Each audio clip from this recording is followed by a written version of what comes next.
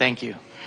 Took me right to the place where I can ask my question We know for we're showing off clarity. again. I know. So my question is about that alignment, and I know I can manifest, but many times, well, I have been to a lot of other seminars and a lot of things that say that 90% of what you're doing is subconscious or unconscious. So again, I feel like I know what I want, but let us put this in a different context, because we've been hearing people talking about this subconscious mind, and we think it's time to finally explain that in a way that at least acknowledges the laws of the universe in the midst of the conversation. So what we just said to all of you, and you got it, we felt you get it, is that you can stand in your place of living something unwanted and affirm until the cows come home, which is going to be a long time for most of you.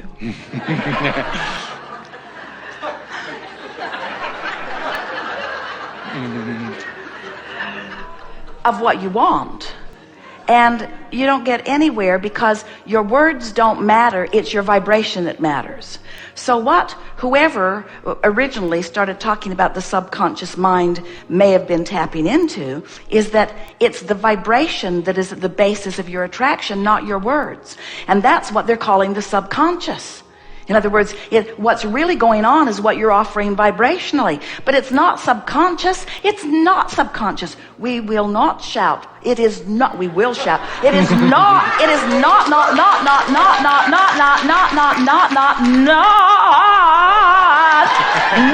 subconscious.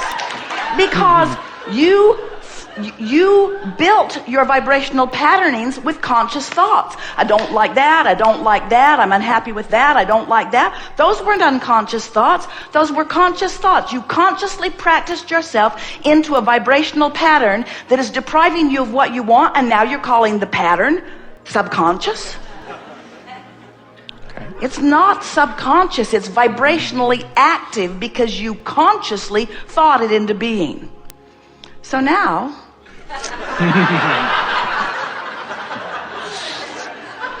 however, when we ask you to generally tune before you fine tune, and we ask you to feel for an emotion, that's conscious too, isn't it? In other words, can you unconsciously feel for an emotion? It's all about focus, isn't it? So now you're going to consciously feel for an emotion and consciously place yourself in the vortex, and then you're going to consciously think even more specific about what you want. In other words, you are the creator of your own experience. It would be like saying, I'm the painter of my own picture, but I always do it blindfolded. And we say, well, that's just dumb. You could do so much better if you would use your eyes. No, I like to subconsciously paint. Okay.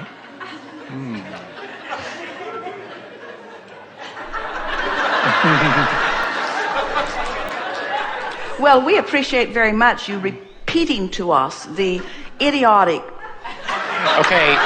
basis that so many people are operating from, and we get why they think that. Right. And we understand how if somebody who knows nothing about the laws of the universe and who knows nothing about vibration, who's only doing what almost everybody is doing, which is looking at the results of what they're getting, and so they've got all these results that they don't want, we understand why they would say, well, I must be creating those from my unconscious mind, because I sure wouldn't do it from my conscious mind, because it sure isn't what I want. But we say, that leads you nowhere. That leads you nowhere. You've got to be able to make some correlation between where you are and where you want to be. You have to find something that guides you, you see. And the peanut gallery is not the answer. Yes, it's coming forth from within you. Really good. Best ever. Okay. So I have lots of rockets of desire, and they're going in a lot of different directions. And then I have a trained or a... They are about many different subjects, all going in the same direction of your vortex. Okay. Say that one more time, please. Well, you said I have many different desires and rockets that are going in lots of different directions. And what you meant was they're on lots of different subjects, but they are all going in the same direction, which is of your expansion, of your vortex. They're all going to where your inner being is and stands and bees. In other words, all your rockets of desire, because you're about to tell us that you feel scattered and all of that.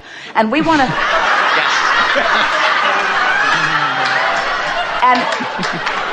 And we want to say to you that the vortex, there's nothing scattered in the vortex. You're sending it to the vortex, and the vortex is assembling them into cooperative components. And when you get into the vortex, you don't feel scattered. It just unfolds logically for you. Okay, and a practice that will get me into the general or away from the scattered feeling to be able to... So what this sales job is that we're doing here, we're just wanting... So you came right with us. In other words, we know that you understand that it's about attraction and that you've got a point of attraction going on. We know that you know that. And so now we're just making it more vivid because we want you to realize that what your true point of attraction is in this vortex. That's your true point of attraction. So you have one singular intention, and it's not scattered, and it's not hard to understand, and it isn't hard to do. You don't have to sort out all the ideas, and you don't have to sort out all the subjects, and you don't have to figure out all the action. You have to do that. You have one singular, important, singular thing to do. Get in the vortex. Get in the vortex. And we've just been talking about that, and the easiest way to get in, well, first of all, you're in there several times every day, so just notice it and milk it when you're in there. But the key to the vortex for you and for almost everyone, especially in the beginning of understanding this, the key to getting in and staying in is find something easy that feels good and milk it. And the thing that we have to help you overcome is a very simple, flawed premise that you learned early on and have been practicing for a long time. And that says, I'm supposed to work hard. I'm not supposed to look for easy. I'm not supposed to look for the path of least resistance. I'm not supposed to try to make it easy on myself. Because you've been trained by so many people who are out of the vortex. You see, they've been teaching you the hard way of going about it because it's the only way they know. If you're not in the vortex, life is hard. And so almost everybody you know says, well, you're my employee, or you're my child, or you're my student, and there is no gain without pain, and there is no success without struggle, and you've got to get determined, and you've got to apply yourself, and you've got to work really hard, and you've got to dig in, and you've got to use your grit and your willpower. And we say that's relatively good advice. It's better maybe than not succeeding at all, but it's advice for the whole group that's outside the vortex. And that whole group that's been outside the vortex for a long time has been really, really irritated at the rich, successful group that's found a way into the vortex who isn't working nearly hard enough. It's so annoying. It's so annoying to watch someone not try at all and have incredible success. Oh man, that person inherited a fortune. Well, that person is in the vortex whether they inherited the fortune or not. In other words, it's continuing to come because of the alignment that they're continuing to maintain, you see. Really good conversation, don't you think? Yeah. So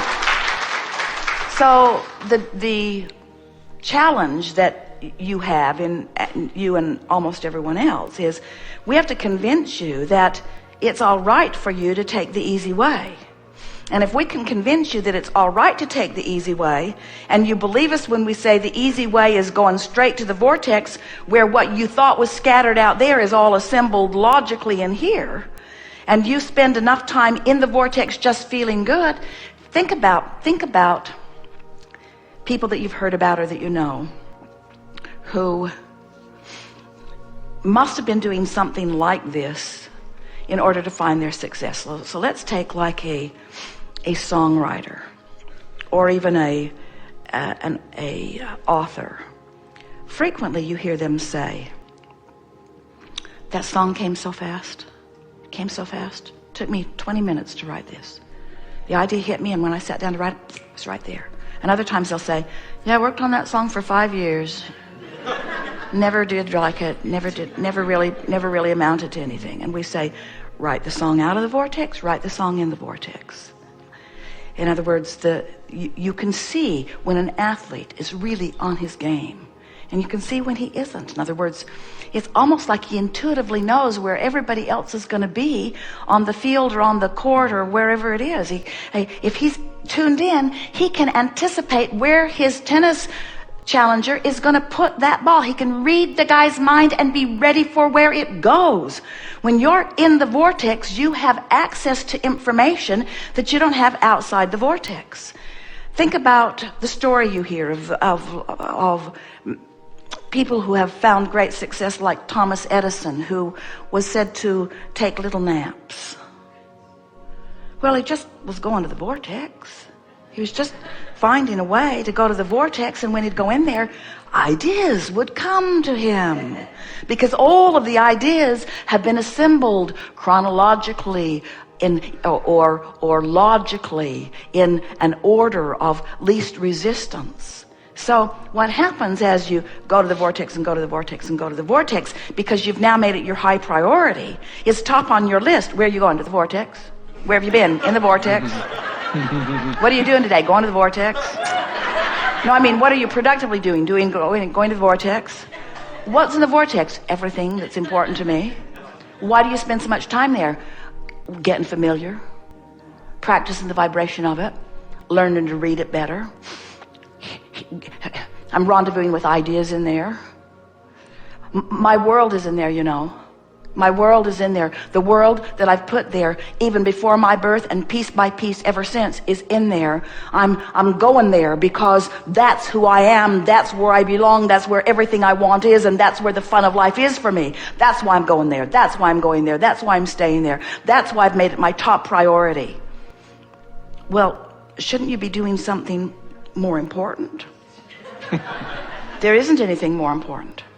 There isn't anything more important. That's all important. Everything good that happens to me starts after I'm in there. Wonderful. So you said, how can I get in there? What's the process? And we didn't really answer your question very well. We just did everything that we could do to make the vortex appealing to you. In other words, we're just doing the sales job to make you want to. We're just in there. We're in there where you want to be, crowing about how good it is, you see.